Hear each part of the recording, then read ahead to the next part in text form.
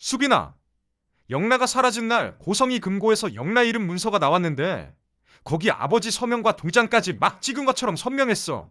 나도 그게 이상해서 너부터 불렀어. 성재와 수빈은 이미 끝난 사이였는데요.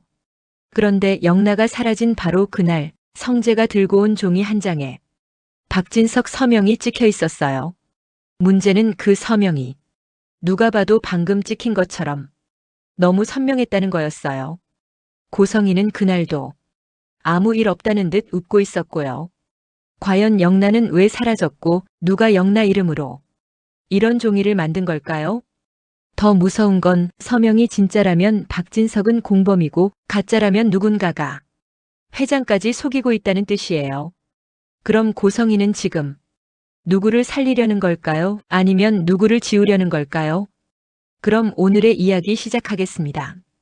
박진석이 믿었던 아내 고성이가 자기 친자식들을 겨냥한 문서에 서명했다는 사실을 성재가 들고 나타났는데요. 수빈은 성재 연락을 받자마자 끊고 싶었어요. 헤어진 뒤에도 이름 석자는 마음을 건드렸거든요. 그런데 성재 목소리가 너무 달랐어요. 미련도 아니고 화해도 아니고 그냥 급한 숨이었어요. 수빈아, 영나가 연락이 끊겼어. 수빈은 그 말에 피식 웃으려다 실패했어요. 웃기엔 너무 차가운 말이었거든요. 오빠, 우리 끝났잖아. 왜 자꾸 나까지 끌고 와? 성재는 잠깐 멈췄다가 더 낮게 정리했어요. 나 혼자선 못해. 그리고 고성이가 움직였어. 수빈은 그 이름을 듣는 순간 목 뒤가 서늘해졌는데요. 성재네는 재벌가였고 박진석은 대표였어요. 고성이는 식당에서 일하다가 박진석과 결혼해서 성재 의붓선마가 됐어요. 성재와 박영란은 박진석 친자식이었고요. 겉으로만 보면 고성이는 아이들에게 잘하는 새엄마였어요. 밥도 챙기고 선물도 보내고 행사 때마다 우리 애들을 입에 달고 살았어요. 근데 수빈은 늘 이상했어요. 집안이 시끄러울수록 고성이는 더 온화해 보였고 집안이 조용해질수록 고성이는 더 편해 보였거든요. 성재는 수빈을 한 장소로 불러냈는데요. 수빈은 들어가자마자 성재 얼굴부터 봤어요. 성재는 늘 멋있게 버티는 척했지만 오늘은 척이 안 됐어요. 눈밑이 꺼져 있었고 손끝이 마르듯 떨렸어요. 성재는 말부터 꺼냈어요. 영나가 집 나간 건 그냥 독립이 아니었어. 수빈은 속이 불편했는데요. 영나는 독립선언을 하고 웹툰 작가로 살겠다고 집을 뛰쳐나왔어요. 그 일로 박진석도 화가 났고 집안은 난리였어요. 고성이는 겉으로 말리는 척했지만 속으로는 저것들이 날 무너뜨리려 한다는 눈빛을 숨기지 못했었더라고요. 수빈은 성재에게 바로 물었어요. 영나가 뭘 봤는데? 성재는 대답 대신 종이 봉투를 테이블에 올렸어요. 수빈은 그 봉투를 바로 잡지 않았는데요. 손을 뻗는 순간 다시는 빠져나오지 못할 일에 끼어드는 느낌이 들었어요. 성재는 짧게 말했어요. 아버지 서재에서 나왔어. 금고 안. 수빈은 그 말에 숨이 더 얕아졌어요. 금고면 가족에게도 숨긴 거였거든요. 수빈이 봉투를 열었는데요. 맨 위 서류에 법무법인 로고가 박혀 있었고 제목이 길었어요. 수빈은 제목보다도 대상 박영나라는 문구가 먼저 눈에 꽂혔어요. 영나 이름 아래엔 의결권 위임이라는 말이 있었고 날짜가 찍혀 있었어요. 수빈은 내용이 다 이해되지 않아도 느낌은 왔어요. 이건 돈 얘기보다 더 무서운 얘기였어요.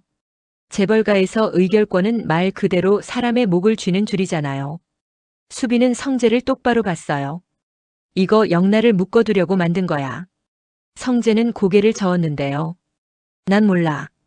근데 이게 우리 집 금고에 있었어. 성재는 손가락으로 서류 아래쪽을 짚었어요. 거기엔 누군가의 메모가 남아 있었어요. 단어 몇 개뿐이었는데요. 정리, 설득, 변경. 수빈은 그 단어들이 사람처럼 느껴졌어요. 고성이가 자주 쓰는 단어들이었거든요. 그때 수빈 폰이 울렸는데요. 이지혁 이름이 떴어요. 수빈은 순간 당황했어요. 지혁이 수빈에게 직접 전화하는 일은 거의 없었거든요. 수빈이 받자 지혁 목소리가 빠르고 낮았어요. 성재랑 같이 있지. 수빈이 대답하기 전에 지혁이 이어갔어요. 영나 파일 봤어. 원고만 있는 게 아니더라. 수빈은 입안이 바짝 말랐어요. 무슨 파일이요? 지혁이 딱 잘라 말했어요. 고성이가 사람 만난 흔적이 그림이랑 같이 있어. 지혁은 성재랑 고등학교 동창 절친이었어요. 성재가 지혁 집에 와서 밥 먹고 가족들 앞에서 장난치던 사이였고요. 그래서 지혁이 이렇게 단호해지면 그건 감정이 아니라 확신에 가까웠어요. 지혁은 한 번 더 못 박았어요. 성재야, 내 의붓엄마가 영나를 보호하려는 게 아니야. 성재는 전화를 스피커로 돌려두고도 한동안 말을 못했어요. 믿고 싶지 않은 걸 들을 때 사람은 그렇게 굳더라고요. 수빈은 그 침묵이 불편했는데요. 성재는 재벌가 아들이면서도 가족 앞에서는 늘 흔들렸어요.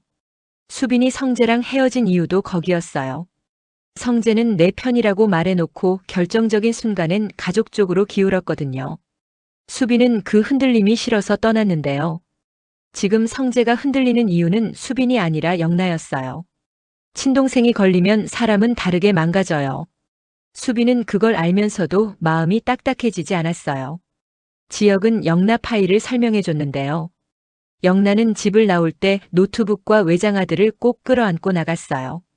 그 안에 웹툰 원고만 있을 줄 알았는데 참고 자료 폴더를 따로 만들었더라고요.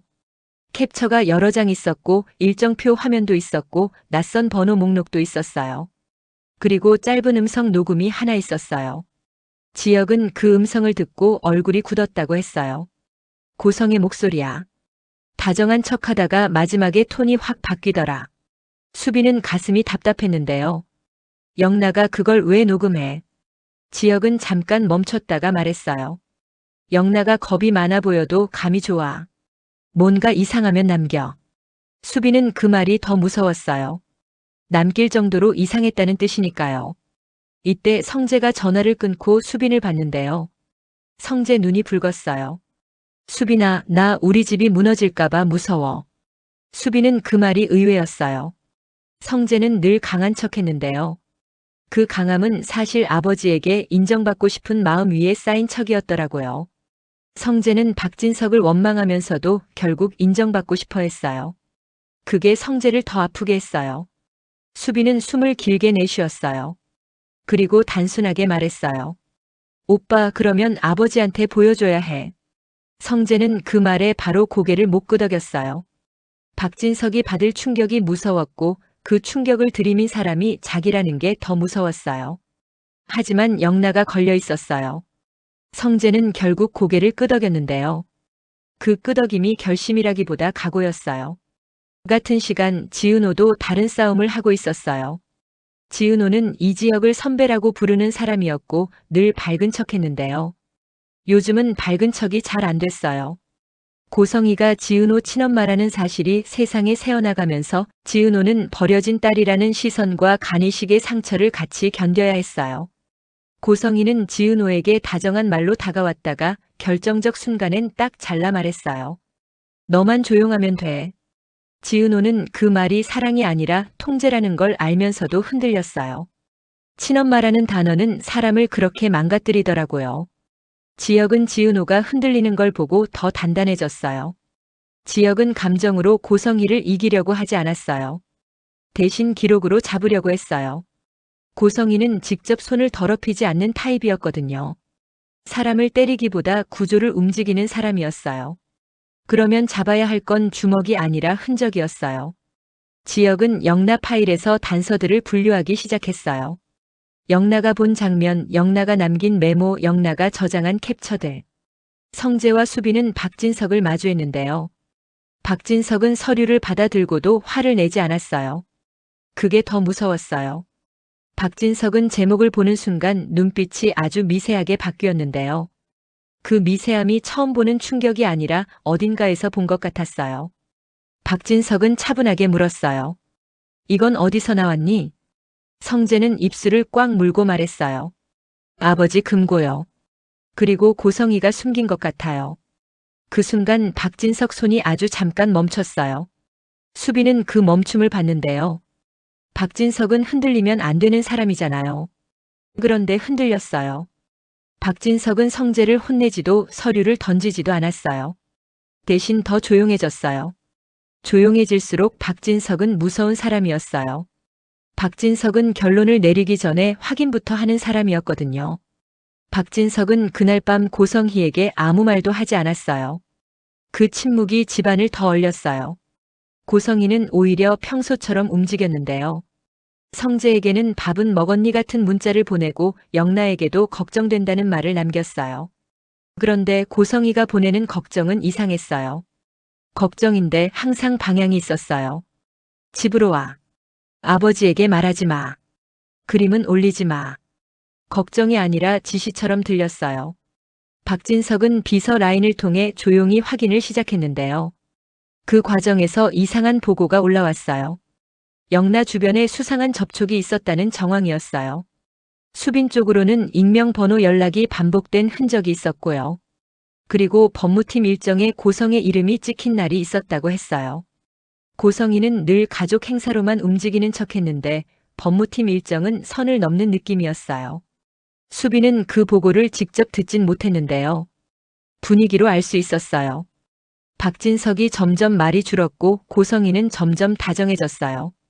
다정함이 늘어나면 가면이 더 두꺼워졌다는 뜻이더라고요. 심리적 클라이맥스는 먼저 영나 쪽에서 터졌어요.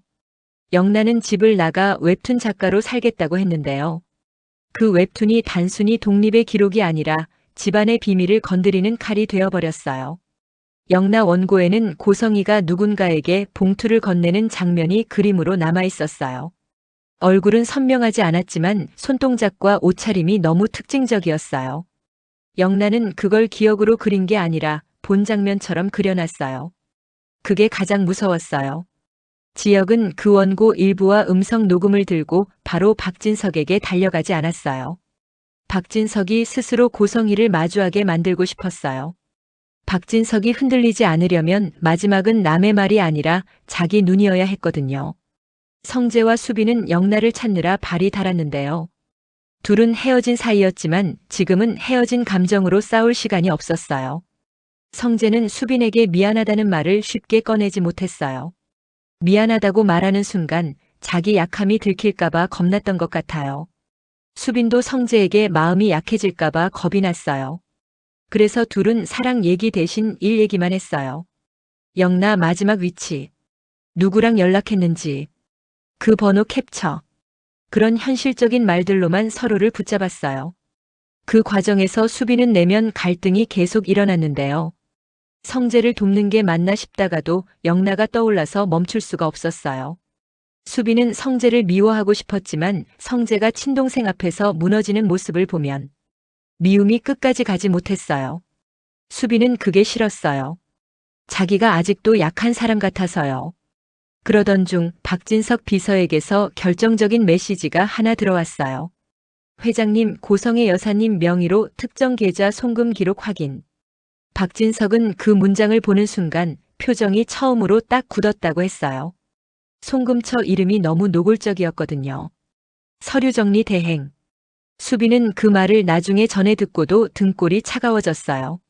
서류를 정리한다는 말은 관계를 정리한다는 말로도 들리잖아요. 박진석은 그날 밤 식탁에 서류를 올려두고 고성희를 앉혔는데요. 고성희는 평소처럼 웃었어요. 왜 그래요, 여보? 그 웃음이 이제는 사랑이 아니라 모욕처럼 느껴졌어요. 박진석은 조용히 말했어요. 성희야, 이 서류가 왜 우리 금고에 있었지? 고성희는 놀라지 않았어요. 오히려 준비된 사람처럼 침착했어요. 그 침착함이 더 확실했어요. 박진석은 서류 다음으로 영나 원고 일부를 올렸어요. 고성희는 그림을 보는 순간 입꼬리가 아주 잠깐 굳었어요. 정말 찰나였는데요. 박진석 같은 사람은 그 찰나를 놓치지 않더라고요. 완벽하게 숨기는 사람은 없으니까요. 박진석은 마지막으로 폰 화면을 보여줬어요. 송금 기록의 상대처 이름이 크게 떠 있었어요. 고성희는 물을 한 모금 마셨는데요. 그 한 모금이 시간을 벌기처럼 보였어요. 박진석은 더 이상 돌려 말하지 않았어요. 성희야, 지금부터 내가 직접 설명해. 저 돈이 어디로 갔는지, 그리고 왜 영나 이름이 그 종이에 올라갔는지. 고성희는 대답을 바로 하지 않았어요. 그 침묵이 더 무서웠어요. 고성희는 결국 입을 열었는데요. 당신 나를 이렇게 몰아붙여도 돼요. 그 말은 해명이 아니라 협상이었어요. 박진석은 그 순간 확신했어요. 고성희는 가족을 지키려는 사람이 아니라 자리를 지키려는 사람이었어요. 여기서 비밀이 한 번에 다 풀리진 않았는데요. 박진석은 고성희가 실제로 성재와 영나를 해치려 했는지까지는 확정하지 못했어요. 다만 고성희가 뒤에서 아이들을 통제하려 했다는 정황은 너무 많았어요. 영나를 묶는 서류, 영나를 겁주는 음성, 수상한 송금, 반복되는 정리라는 단어. 이 모든 게 한 줄로 이어지고 있었어요. 동시에 지혁은 지은호에게도 손을 내밀었어요. 지은호는 여전히 흔들렸는데요.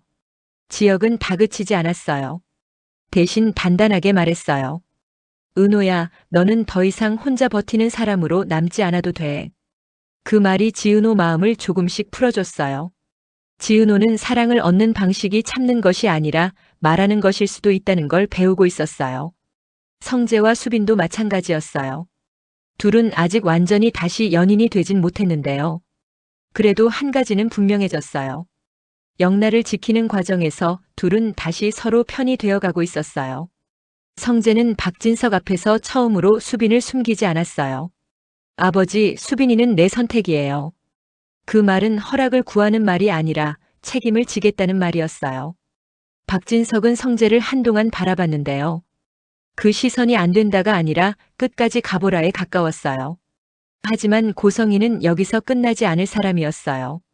고성희는 들통나기 직전에도 판을 한 번 더 뒤집을 수 있다고 믿는 사람이었거든요. 고성희는 마지막으로 박진석을 보며 말했어요. 당신 진짜로 이걸 끝까지 가면 당신도 안전하지 않아요. 그 말이 협박인지 경고인지 박진석은 이미 구분하지 않았어요. 박진석은 고성희에게서 눈을 떼지 않았어요. 그리고 아주 낮게 말했어요. 성희야, 내가 숨긴 게 더 있지. 그 순간 비서에게서 또 다른 메시지가 들어왔는데요. 이번엔 짧았어요. 회장님, 영나 관련 연락처 확인됐습니다. 박진석은 화면을 보는 순간 표정이 더 차가워졌어요. 고성희는 그 표정을 보고도 웃음을 지우지 않았어요. 그 웃음이 더 이상 가면인지 승부수인지 아직은 아무도 확신할 수 없었어요. 박진석은 이제 모른 척할 수 없게 됐는데요. 고성희가 깔아둔 판을 깨기 위해 박진석과 이지혁은 서로 다른 방식으로 움직이기 시작했어요. 과연 고성희가 숨겨둔 마지막 카드까지 잡아낼 수 있을까요? 그리고 이 폭풍이 지나간 뒤 박성재와 이수빈은 끝까지 서로를 지켜 박진석에게 결혼 허락을 받아낼 수 있을까요? 지은호는 마침내 사랑을 얻고 고성희는 모두에게 외면받는 결말로 향하게 될까요?